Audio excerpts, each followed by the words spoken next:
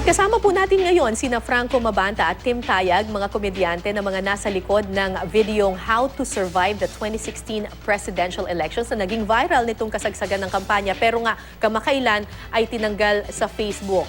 Hi, good morning. Hi, good morning, Tim and Franco. So, una sa lahat, bago nating pag-usapan yung pag-take down ng Facebook dito sa video nyo na ito, bakit nyo ginawa itong video? Well, I hope you let me speak in English just for the first part because I want to explain it properly. We decided to make the video because before the election day happened, there was just so much hate, so much vitriol, everybody was spewing venom, and we wanted to remind people that once the campaign period was over, that regardless of who won, we had to come together. You know what I mean? Because there was, it was being so, everybody was being so destructive, and there was just so much poison, especially on the internet, right? So we felt that the way to do it was to through humor. You know what I mean? To make people laugh. And because I think that's the best way to get people's attention and to lighten the mood. So, okay. Pero napanood ko yung video, wala naman kayong isang particular candidate na binash. Actually, yes. Lahat sila. Binash nyo sila lahat, di ba? I think we fairly criticized and praised every candidate. Like dun sa grupo namin, there's 4 of us kasi here. I'm the only one that was for Duterte. The other 2 were for Mar, the other one abstained. So like, I think there was a very balanced approach when we made the video. Supporter ka ni, ni incoming President Duterte? Yes, I am. Okay. Ako hindi. Ikaw hindi. So medyo democratic naman pala yung video ninyo. Actually, when we wrote it, parang we said, I told him, when he asked me to help him, sabi ko, you know I'm not voting for Duterte. I asked to help him because I was trying to call Tim Yap, and I made a mistake. I was like, oh, crap. Always happens, so. Okay. Pero bakit humor yung ginamit ninyo na I think it's the best tool because, first of all, it's disarming. So if you have something funny, medyo nawawala yung you know, that initial, if you're doing something political, if it's not funny, of course, people are always like, oh, you're pro-Duterte, they always label you. Or Mark, elitista ka. Parang they always have that immediate label. Correct. And I think nobody was doing that kind of style yet here in the Philippines, right? So we thought it would be highly effective, and we took a chance, and I think it worked naman. Pero ikaw na rin, Franco, yung nagsabi na nung time ng elections, napaka-polarizing talaga ng sitwasyon. Tapos ang daming mga nag-a-unfriend sa mga tao kasi unfollow, unfriend, etc. Hindi ba kayo natakot na mabash kayo ng mga netizens dahil dun sa mga pag-joke ninyo sa mga kandidato noon? Honestly, no. Like, I think I'm built to take that kind of hate. But honestly, during the time when we were writing the piece, maybe the 5 days before we released it, I was getting mild anxiety because I understood the severity of the situation, how intense all the hate was from every camp.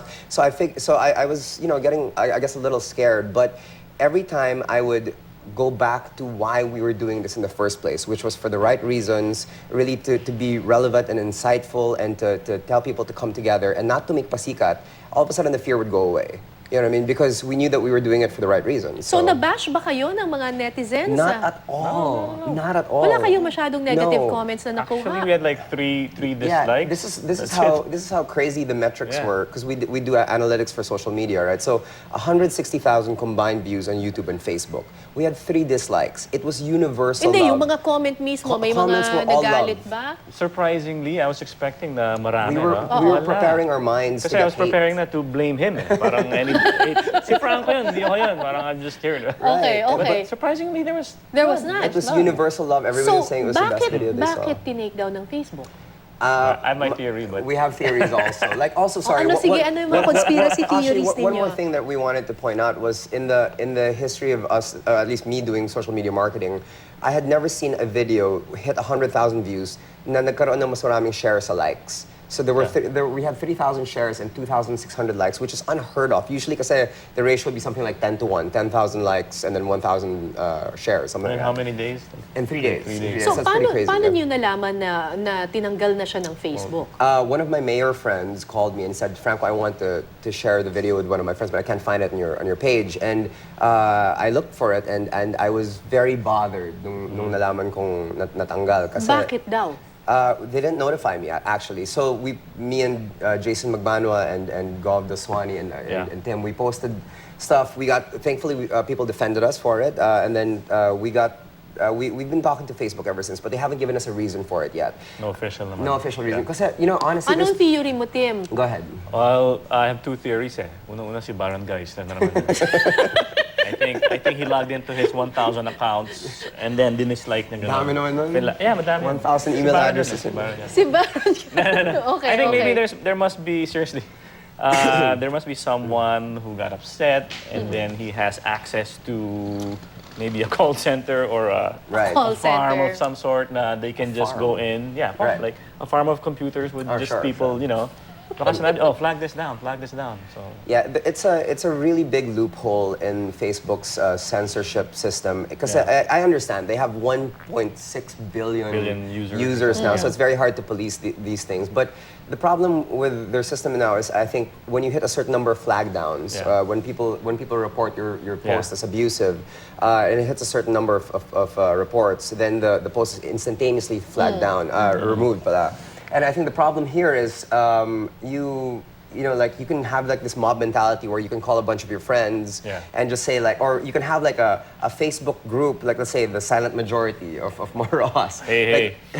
He's part of it. Actually, I'm part of it every now and then. But like if all you have to do is post in this group and say like, let's all report this specific flag post this. as abusive, and then that could happen. Now what's strange to me is that let's say if somebody posts something negative about let's say Justin Bieber, Yeah. you know, let's say a gossip website or whatever, I'm sure that will get millions of flag downs from all of the Justin Bieber supporters, diba? So I just don't understand why here in the Philippines there are so many credible, legitimate, responsible posts that get bullied and flagged down and reported Yeah, as abusive, even if they're not. Okay, You know, okay. so- Kasi alam naman natin in the past weeks may mga tinanggal na post. Hindi lang yung mga political satire na ito. Yung isa sa mga journalist, si Ed Lingao, nag-post Correct. something about yung Marcos Marcos burial. burial. Yeah, Tapos tinanggal yon.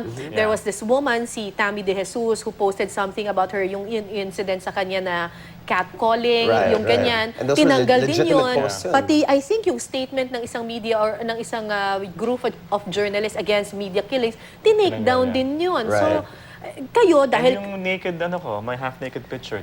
dapat ata i-take down yun. Okay. Okay. Akala ko was okay eh. No, but seriously, dahil kayo gumagamit kayo ng social media at ito yung isa sa ginagamit ninyong platform Right. para ma-further yung inyong mga advocacy in a political satire yung paraan. Anong pakiramdam ninyo na ganito pala kadali ngayon mag-take down ng mga posts? Well, it's disconcerting because we don't want to be silenced. Ayaw namin ma-silence. You know what I mean? Like especially because when we create posts like these, there was no malice in mind. There was no ill intent. We really just wanted Maybe a little bit, but not much.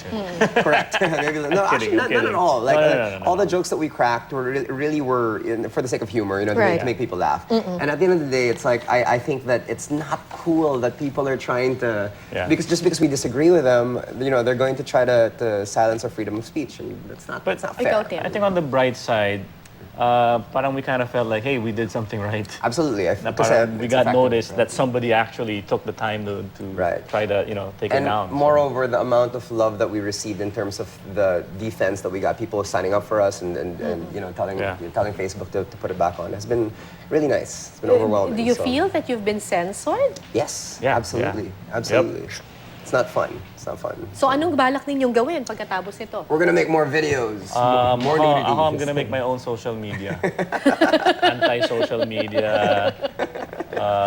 So may part 2 ba itong ninyo, political satire ninyo? We decided before the video the video only got taken down maybe 3 days ago, which was it was around for a month already.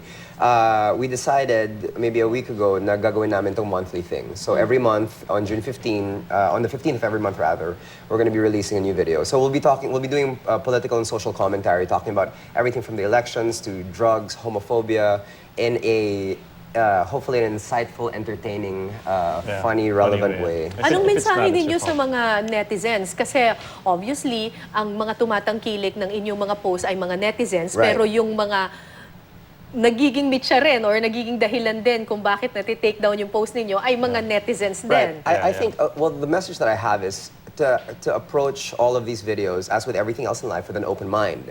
And if you can't have an open mind, at least argue better. Because a lot of people, they just argue for the sake of arguing, and they're completely destructive, right? But really, just try to have an open mind. Okay, Tim. On the other hand, if you're posting something, your opinion, I think you should have at least do some research. Hindi lang puro opinion, like more of like educated opinion. he copied what I just said. Yeah. At saka, whatever he said. at saka siguro, wag lang yung mob mentality na porke may nag-comment na isa Yeah. nang hindi mo pa napapanood Yeah, ng buo yeah, yung video, correct. sige, comment ka Correct. na rin, di ba? Absolutely. Yeah, Exactly. yeah. Di ba? Alright. Maraming salamat at abangan Thank namin you. yung susunod din yung mga videos. Thank you. Thanks for having Salamat us. sa inyo, Franco Mabanta at Tim Tayag. Thank you. Thanks so much. So every 15. Every 15. Thanks so much.